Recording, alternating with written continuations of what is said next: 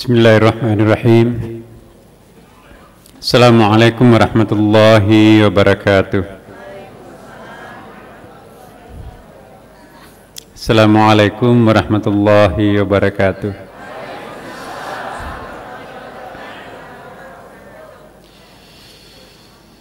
Alhamdulillah.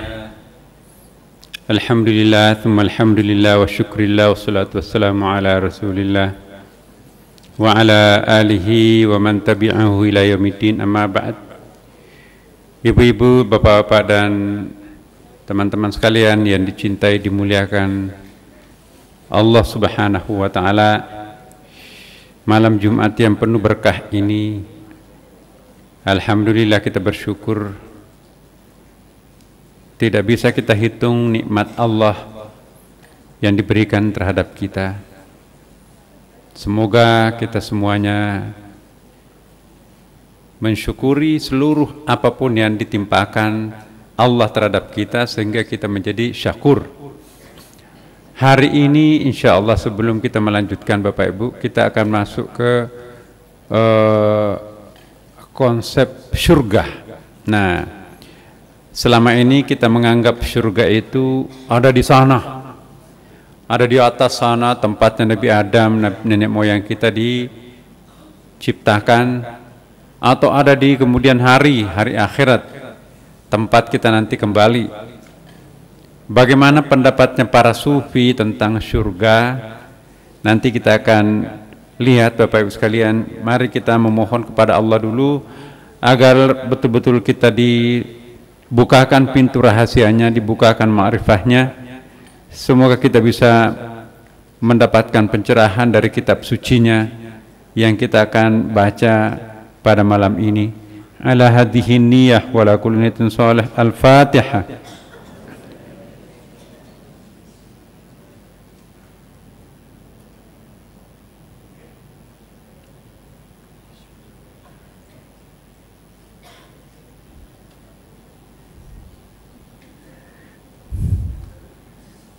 Ibu bapak sekalian,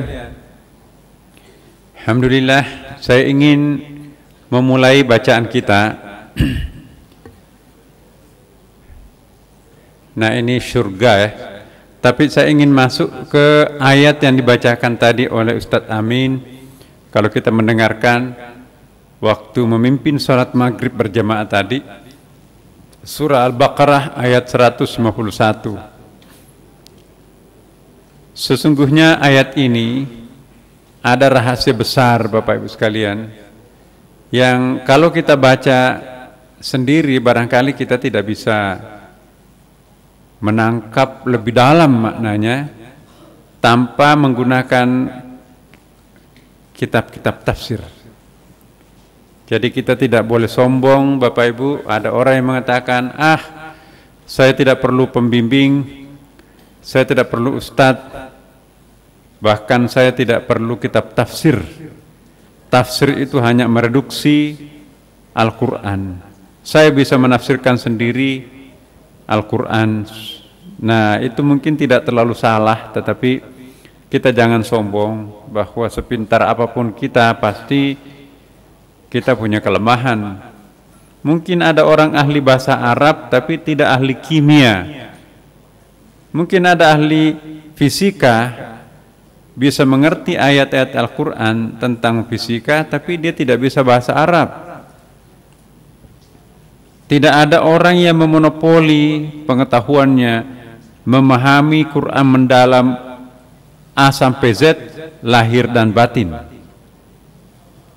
Kita punya kapling sesedikit, mungkin Quran itu tidak perlu menguasai Quran sepenuhnya Bapak Ibu sekalian. Kita nggak mungkin ahli Al-Quran, terlambat.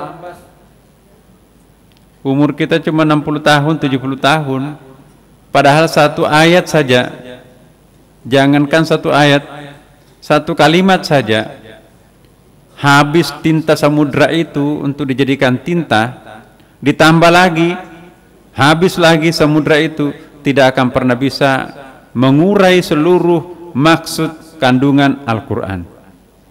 Berarti kita jangan terlalu berambisi untuk ahli segalanya, untuk ahli pokoknya semuanya.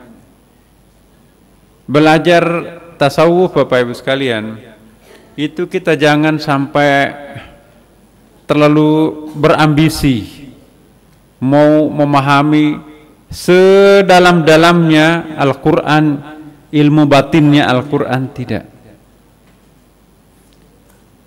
Pertama, kalau orang mau belajar tasawuf, ini bukan kata saya tapi guru-guru kita mengatakan, jangan pernah bosan.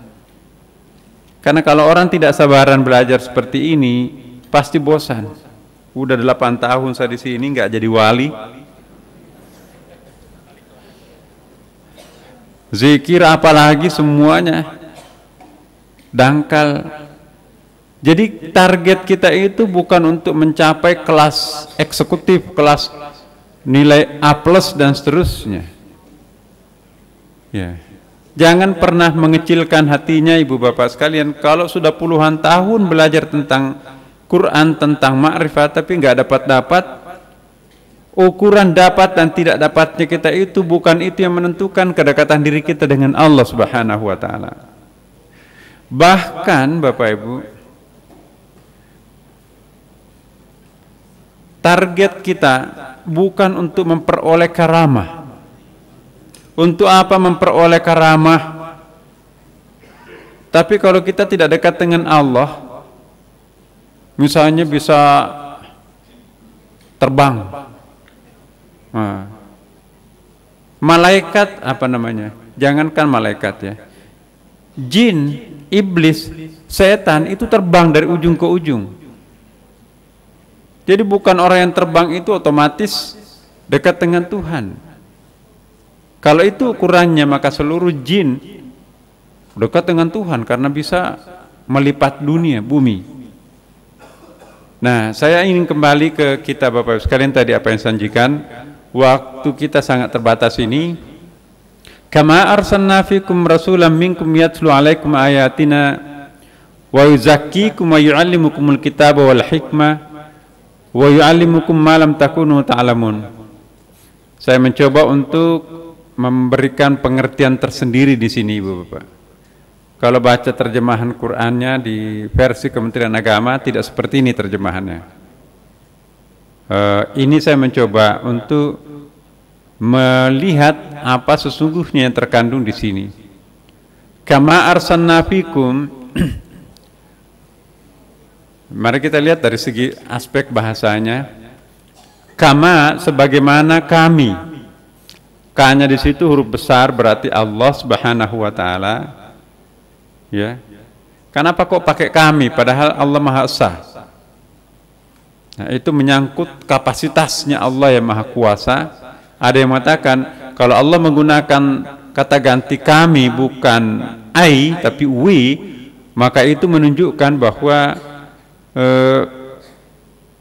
wibawahnya Tuhan yang ditekankan di situ. Ada sesuatu yang maha besar pada dirinya yang ingin dihubungkan terhadap manusia di situ. Nah, coba kita lihat. Kama arsalna fikum, sebagaimana kami telah mengutus kepadamu. Kalau kita mau lebih dalam lagi, tapi saya tidak coba mengartikan seperti itu. Kama arsalna fikum, sebagaimana Allah telah mengutus di dalam diri kalian, di dalam dirimu. Rasulan rasul.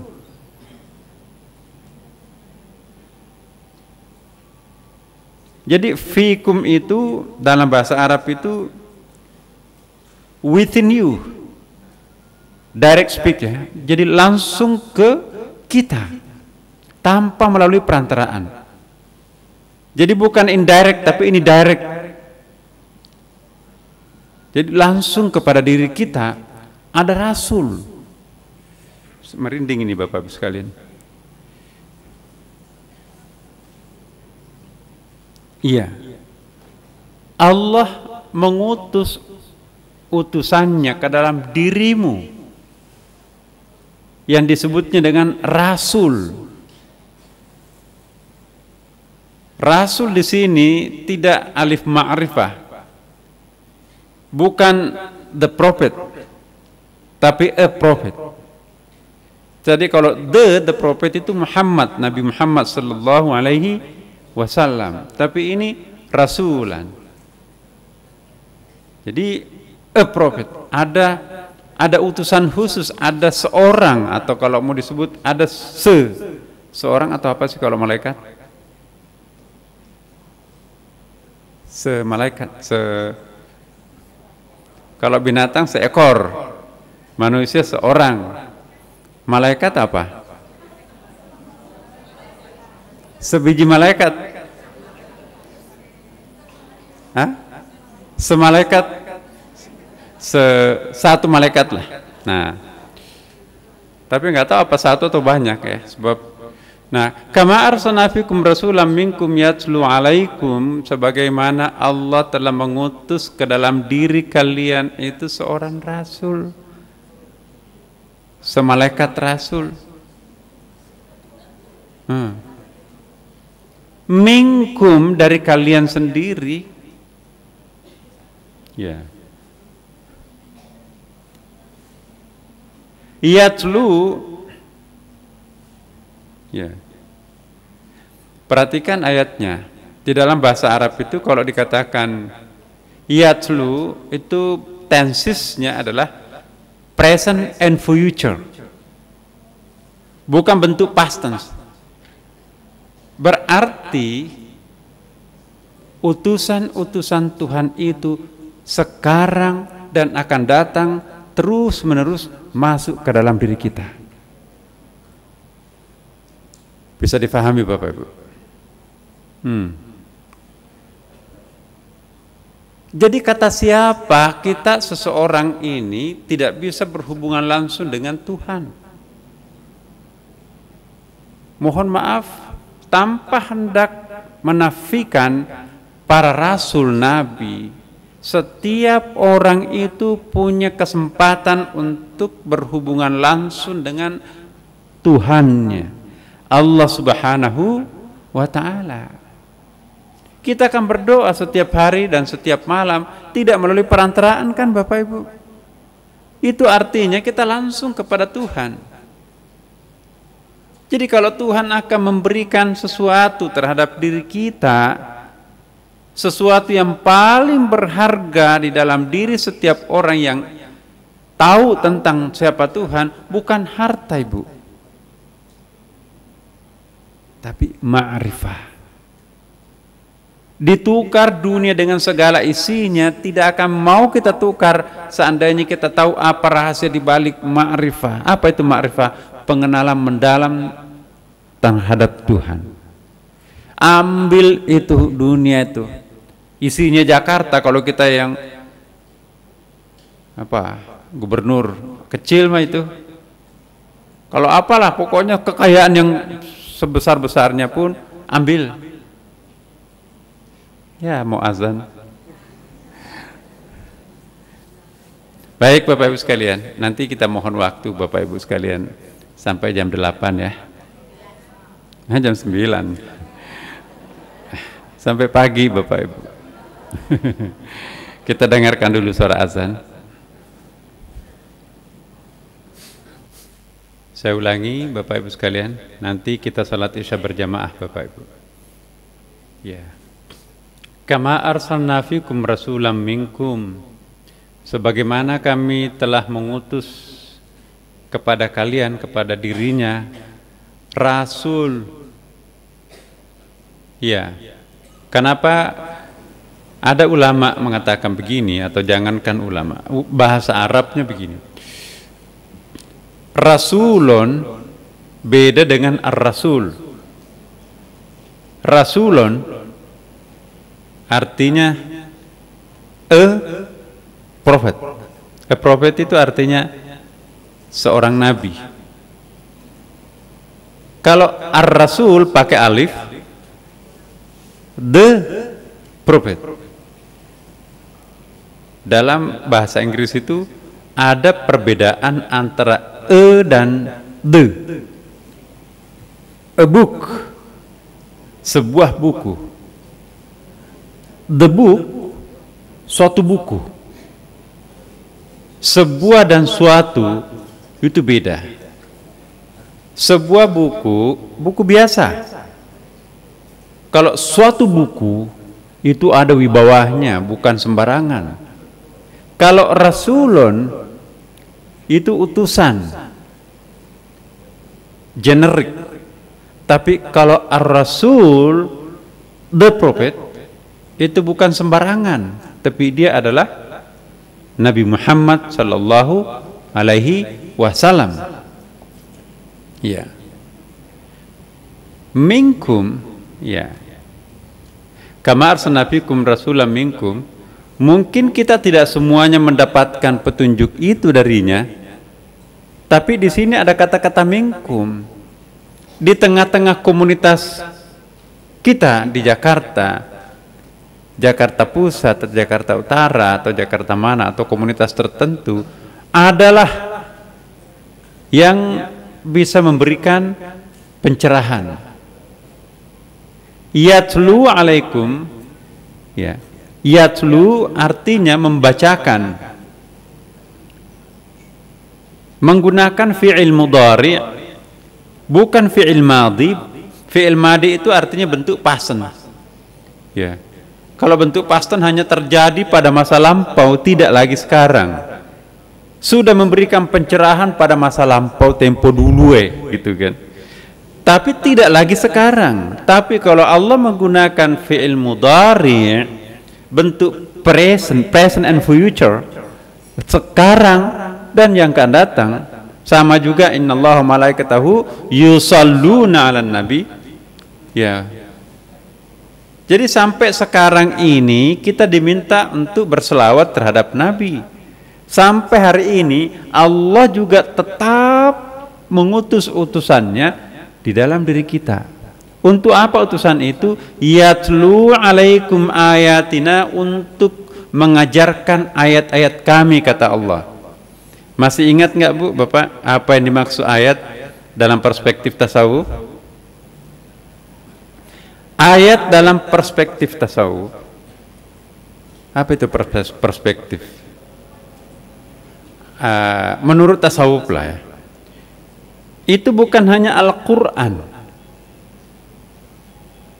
Ya, ingat, ayat menurut ulama tasawuf bukan hanya huruf-huruf yang ada dalam Al-Quran, tetapi juga alam raya ini adalah ayat.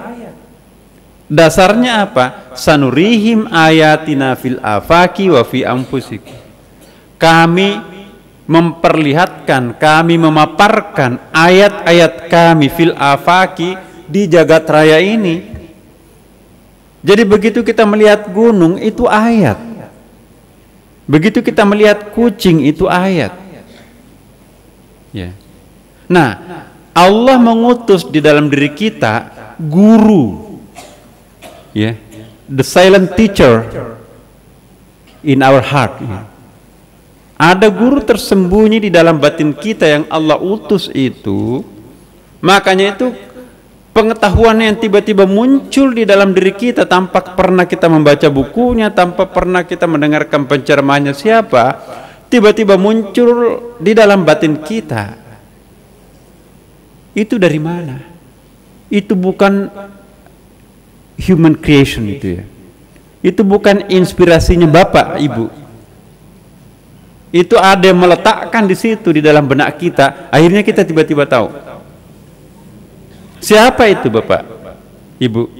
Itu yang disebut dengan divine inspiration. Ini apa bahasa Indonesianya? Mau dikatakan ketuhanan nanti divine itu apa ya? Unsur sakral gitu ya. Itu pengetahuan yang bukan kita lah. Secret information. Jadi ada guru misteri dalam diri kita. Itulah nanti yang akan mengajari kita ayat-ayat. Itulah nanti yang akan mengajari kita untuk dari Iqra pertama, Iqra kedua, Iqra ketiga, Iqra dan keempat itu. Ya. Kalau hari ini ibu bapak setiap hari melihat kucing, menggendong kucingnya, membelai-belai, ya jangan anjing lah. Terus selama hari-hari itu ibu bapak melihat kucing, berarti ibu masih menganggap membacanya dengan Iqra pertama, paling banter Iqra kedua. Ya. Belum melihat kucing itu sebagai ayat. Kalau kucing itu tiba-tiba kok berubah, kucing ini tiba-tiba menampakkan sesuatu yang bukan setiap hari yang Bapak Ibu lihat. Ya. Ini ada yang berubah. Itu yang kita kemarin sebut dengan shifting. Anggrek, ibu suka anggrek pasti. Selama masih melihat anggrek itu biasa, ya indahnya, cantik ya, juga ada sedikit wanginya. Tapi belum melihat sesuatu di balik anggrek itu, maka kita belum membaca ayat di situ. Ayat yang dimaksud di dalam sanurihim ayatina di situ, Bapak Ibu, what is behind the thing itu sendiri, apa yang terselip di balik kucing itu, apa yang terselip di balik pohon itu, apa yang tersamar-samar di balik air itu. Nah, setiap hari kita melihat batang besar ini, tapi baru kali ini saya melihat pohon ini seperti berbicara terhadap saya. Berarti ibu sudah masuk ke Iqra yang ketiga itu. Setiap hari ini saya bersahabat dengan kucing saya, tapi baru kali ini saya melihat kucing ini menatap saya dengan tajam dan memberikan sesuatu terhadap benak saya. Ini bukan kucing biasa. Bukan, Bu. Tetap kucing biasa, kitanya yang luar biasa melihat kucing itu. Siapa yang mengajari kita membaca ayat? Apa diri sendiri? No. Ada yang Allah utus ke dalam diri kita, mengajari kita. Ayat ini menjadi sangat penting.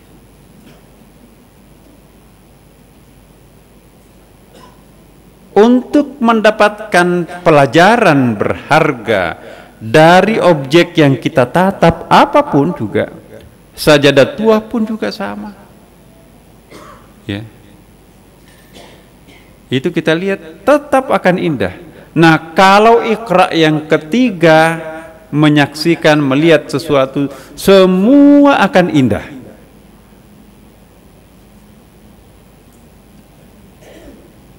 Itu artinya kita sudah membaca ayat. Iqra, Iqra, Iqra bismi rabbik. Iya. Jadi ada yang mengajari kita. Makanya itu juga ada istafti qalbah. Tanyalah kepada hatinya yang paling dalam. Jadi kita disuruh belajar, guru yang paling canggih, guru yang paling pinter itu sesungguhnya ada di dalam diri kita sendiri, yang tidak pernah bohong tuh, nggak pernah salah itu. Cuma seperti kaca, belepotan kotoran, kaca itu tetap jernih Bapak Ibu, tidak rusak tuh. Hanya belepotan dengan cat.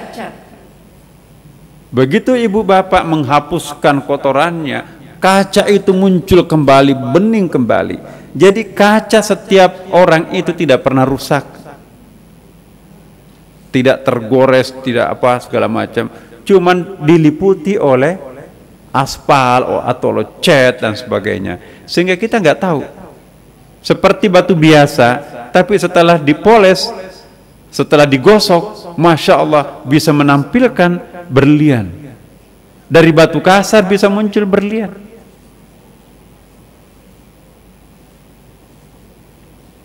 Dari logam rendah bisa menjadi logam mulia setelah diproses. Itulah yang disebut dengan alkimia, melahirkan kimia. Batu nggak ada harganya, digilas mobil di situ. Kita pintar, oh ini bukan batu sembarangan ini.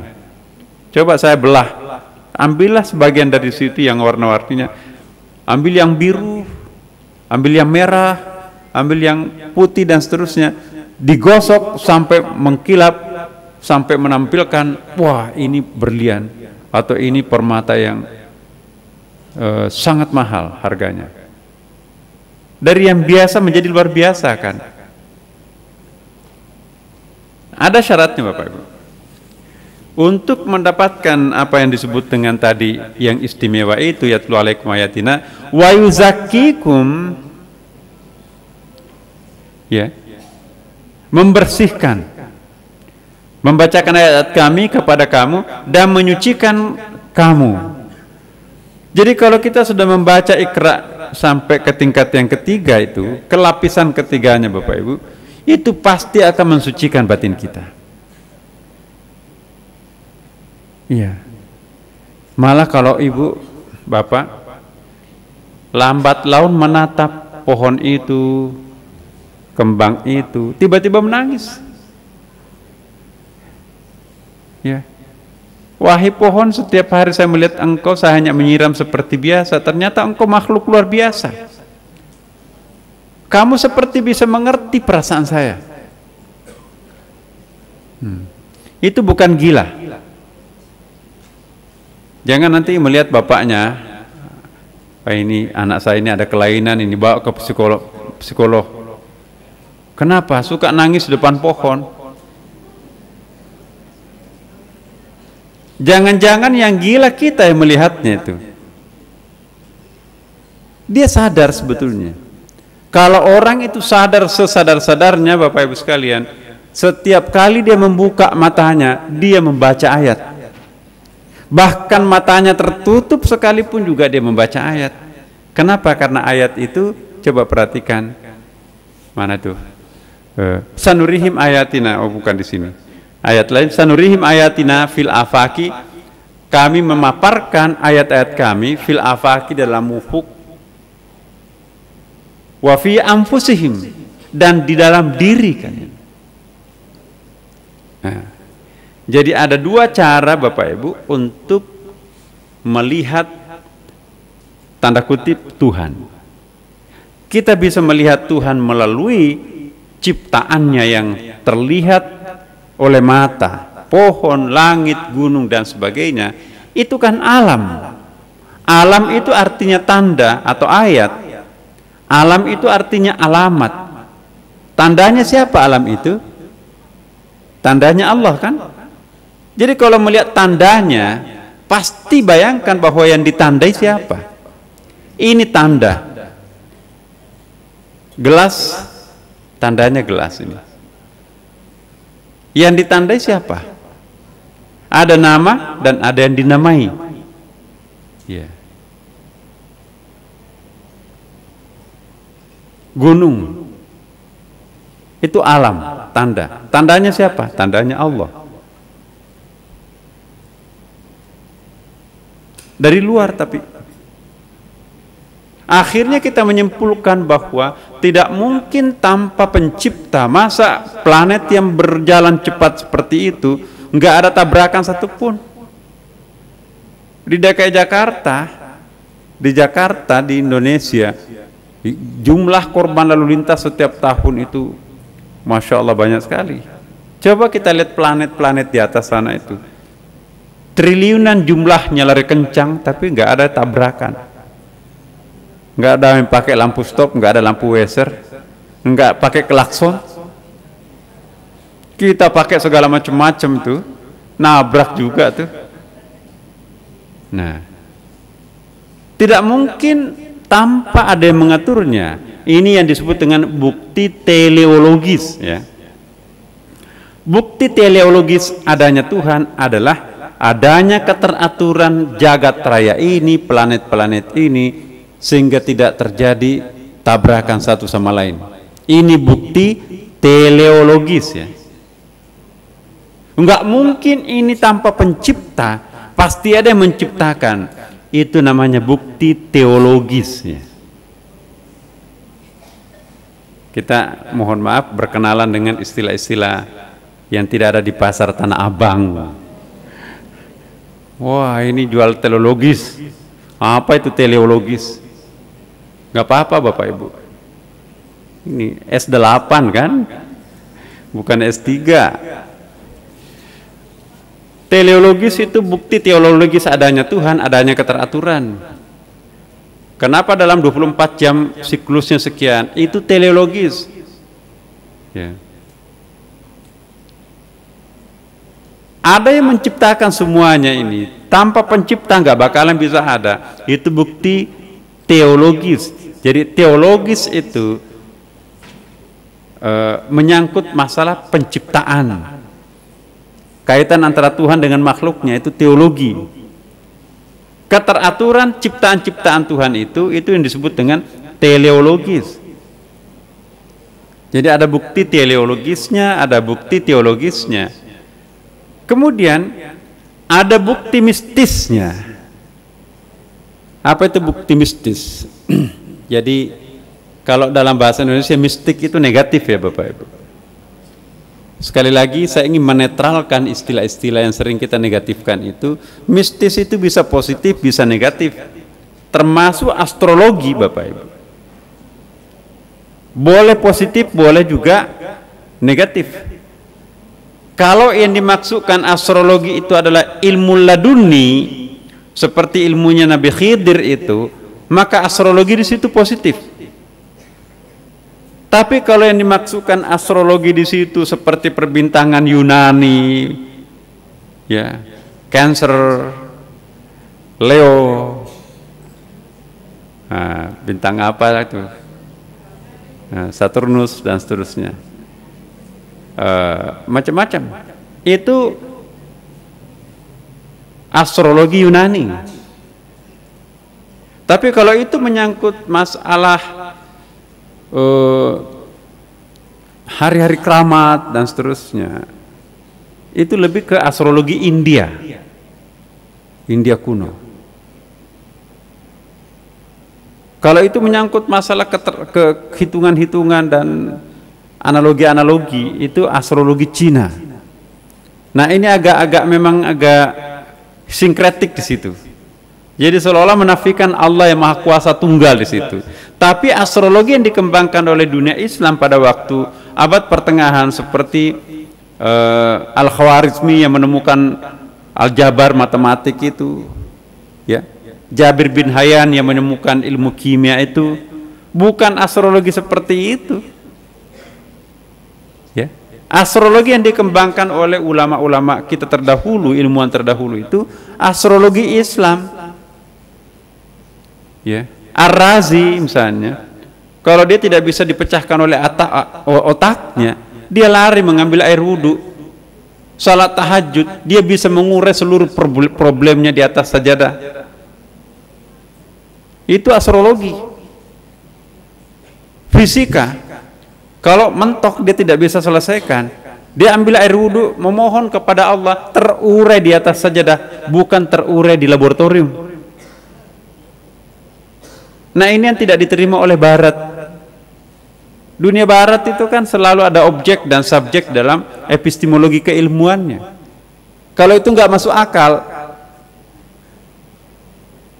itu bukan sains. Di dalam Islam, tidak semua yang tidak masuk akal itu harus ditolak, iya kan? Ada dasarnya dalam Quran. Coba kita lihat surah Al-Kahfi yang tadi sore kita baca itu, 12 ayat di situ yang menceritakan tentang Khidir. Nah apa itu? Ada namanya mukasyafah. Mukasyafah itu adalah penyingkapan yang terselubung. Itu masuk kategori astrologi menurut ilmuwan barat. Nah, apakah astrologi itu haram? Tergantung. Kalau astrologi Yunani, India dan Cina itu memang mungkin dia bermasalah. Tetapi kalau seperti astrologi yang dikembangkan oleh Al-Khwarizmi, kemudian Jabir, Ar-Razi, siapa lagi yang ada 12, ada 17 orang itu hebat sekali. Ya. Jadi kalau dia tidak bisa memecahkan ilmunya, problem saintifiknya itu di dalam laboratorium, dia mengambil air wudhu tengah malam dia selesaikan tanpa lampu di situ. Oh iya begini. Siapa itu yang pertama kali mengukur ketinggian Gunung Himalaya? Itu ilmuwan Muslim 1100 tahun yang lampau, bayangkan. Dia bisa mengukur berapa besarnya bumi melalui pendekatan jari-jari bumi itu. Itu ilmuwan Islam tuh, belakangan itu Eropa masih nyenyak tidurnya pada waktu itu. Bahkan siapa itu Philip Kahiti dan orang barat sendiri mengatakan ketika dunia barat itu masih hanya mandi sekali seminggu. Bayangkan ibu, kalau orang sekali mandi satu kali seminggu mandi, itu kan masih primitif banget ya kan. Itu caranya mengejek dirinya sendiri. Ketika barat masih satu kali seminggu mandi, ilmuwan Islam itu sudah mampu mengukur ketinggian Himalaya, sudah mampu mengukur berapa kilometer garis tengah bumi, keliling bumi berapa, sudah mampu mengukur setiap ketinggian gunung berdasarkan permukaan laut. Kata-kata ukuran permukaan laut, ketinggian sesuatu benda, suatu jarak itu ilmuwan Islam 1200 tahun yang lampau itu. Bayangkan kalau 300 tahun yang lampau oke ya kan, kalau ini 1000 tahun loh. Dari mana dia dapat seperti itu? Itu bukan di laboratorium, tapi separuh di atas saja di tengah malam. Nabi Muhammad SAW, di mana dia dapat pencerahan? Di Gua Hira tengah malam. Masuk akal nggak ada sains di situ. Jadi kalau kita mau nanti percaya kalau masuk akal, udah bubar agama ini aja. Kenapa? Karena ada rukun iman kan? Kok saya marah? Maaf nggak marah Bapak Ibu. Saya hanya agak sedikit. Kenapa? Ya kita harus kembalikan lah. Islam ini harus mengandalkan di samping rasio juga adalah keyakinan. Di samping untuk kepintaran, kecerdasan intelektual itu juga adalah kecerdasan batin. Nah sekarang ini karena mungkin warisan tradisi epistemologi Barat Belanda yang menjajah di Indonesia ini sekian lama, kita tidak ada hubungannya antara kebersihan batin dengan ilmu. Padahal dulu Bapak Ibu, ilmu itu identik dengan kesucian. Bagaimana mungkin kita bisa dapat berkah kalau hati kita kotor, belepotan dosa? Itu harus ada istighfarnya 1000 kali, berapa kali itu kan ada tata keramanya itu. Nah ini kita lihat. Sebagaimana kami telah mengutus kepadamu Rasul di antara kalian yang membacakan ayat-ayat kami kepada kamu dan mensucikan ya. Menyucikan. Kalau menyucikan itu lebih perasaan bahasa saya itu mungkin saya salah ya. Fisik ya. Tapi kalau mensucikan itu agak-agak spiritual. Tapi karena bahasa Indonesianya memaksa kita seperti ini ya udahlah menyucikan aja. Tapi bahasa Arabnya membedakan di situ, wa yuzakikum. Ya. Mensucikan. Bahasa Arabnya mensucikan, membersihkan itu banyak Bapak Ibu. Membersihkan secara fisik, gelas ini mau dibersihkan itu nadhafah. Nadhafah itu pembersihan. Ini banyak sampah, ini kotor, sajadah kotor, harus disapu. Itu nadhafah. An-nadhafatu minal iman, kebersihan dalam kurung fisik separuh dari iman. Tapi kalau itu menyangkut masalah lahir batinnya yang harus dibersihkan, bahasa Arabnya tahara. Nah, maka itu berwudu itu masuk wilayah kitabut tahara, bukan kitabun nadhafah. Kalau nadhafah itu, hari ini siapa yang giliran menyapu di masjid ini? Ia menyedot abunya, debunya karpet ini siapa? Ya, cleaning service. Tapi hari ini siapa yang mensucikan penghuni masjid ini? Oh, Pak Imam kita. Nah, jadi lain membersihkan, lain mensucikan. Membersihkan an-nadhafah, mensucikan lahir batin, itu tahara. Tapi ada lagi yang spesifik untuk pensucian batin, sangat batin, tidak ada kaitannya dengan fisik, yaitu tazkiyah, tazkiyatun nafs ya. Nah, ini yang digunakan wa yuzakkikum. Jadi membersihkan secara batin di sini. Kalau sudah dibersihkan secara batin, barulah wa yu'allimukumul kitab wal hikmah.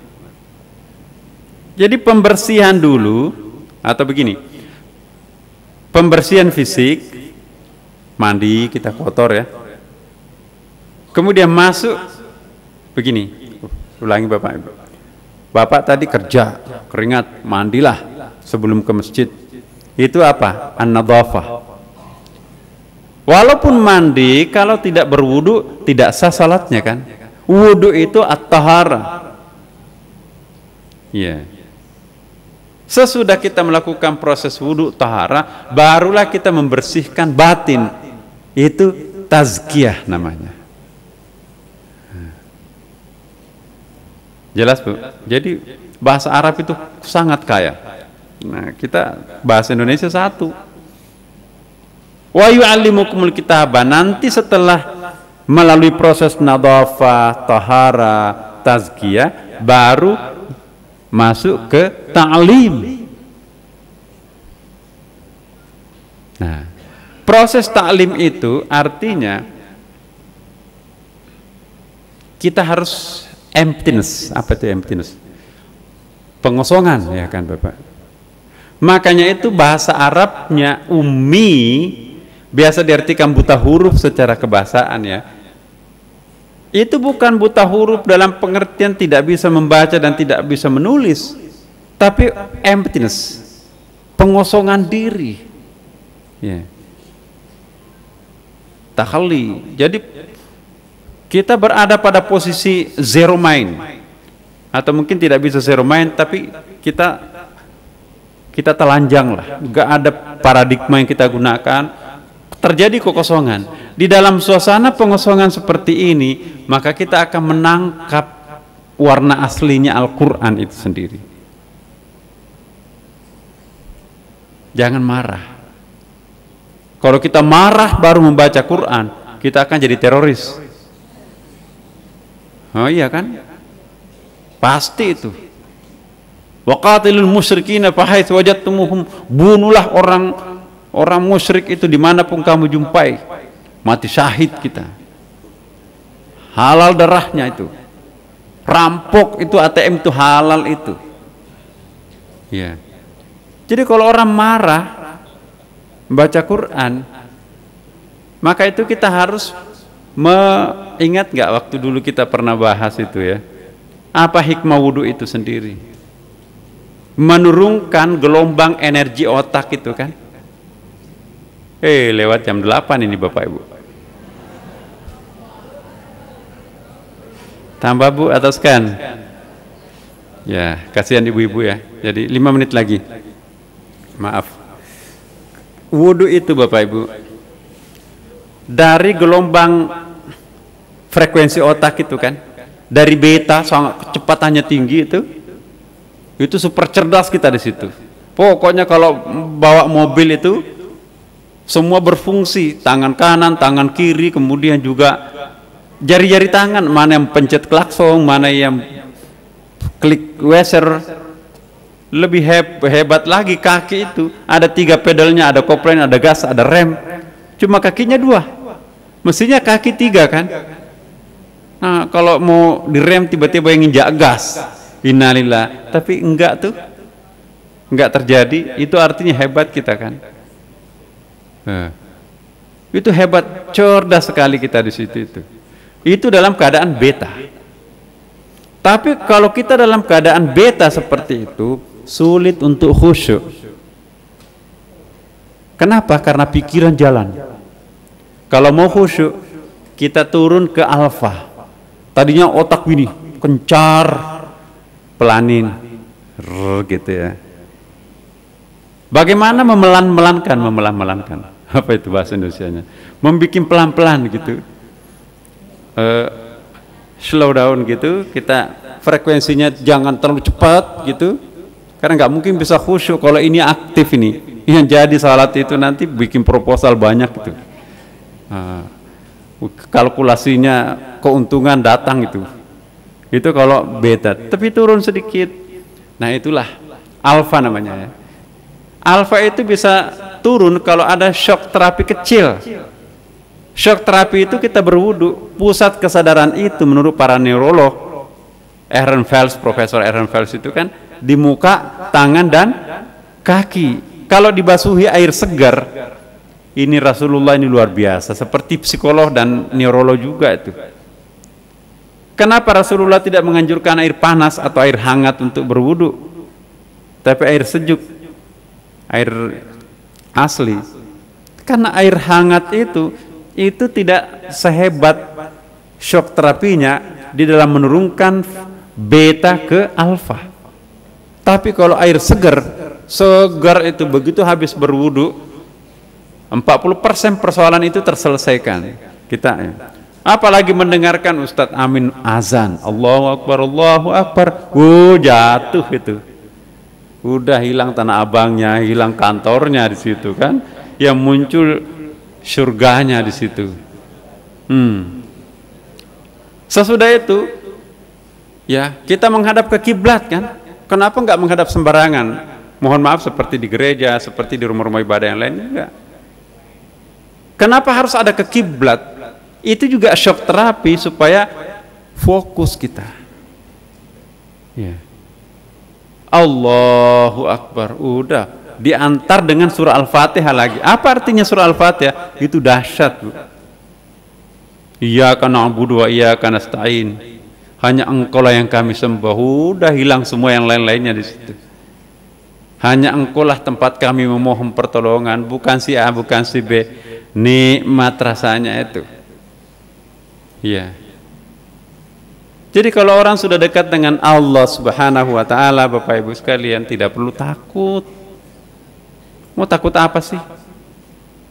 Yang perlu kita takuti itu kalau kita jauh dengan Tuhan.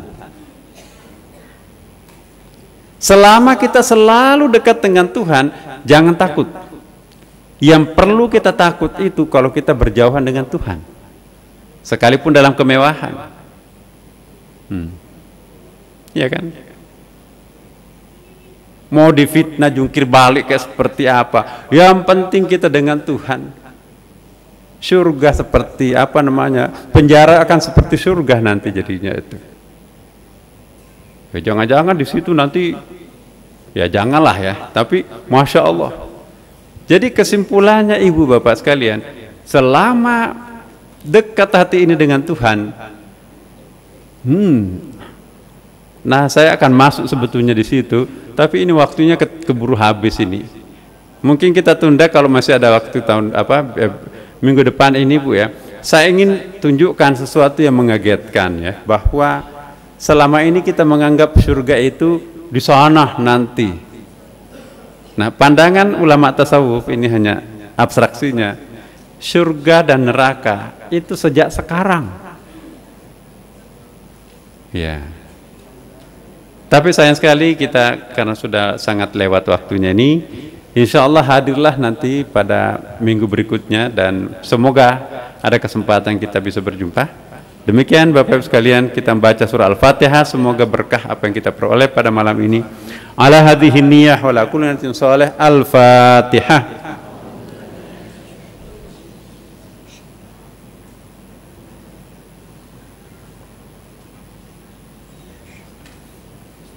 Jangan lupa Bapak Ibu salat tahajudnya malam Jumat. Kalau nggak bisa setiap malam, malam Jumat jangan absen salat tahajud. Dan kita saling mendoakan, termasuk mendoakan saya Bu, Bapak. Terima kasih. Assalamualaikum warahmatullahi wabarakatuh.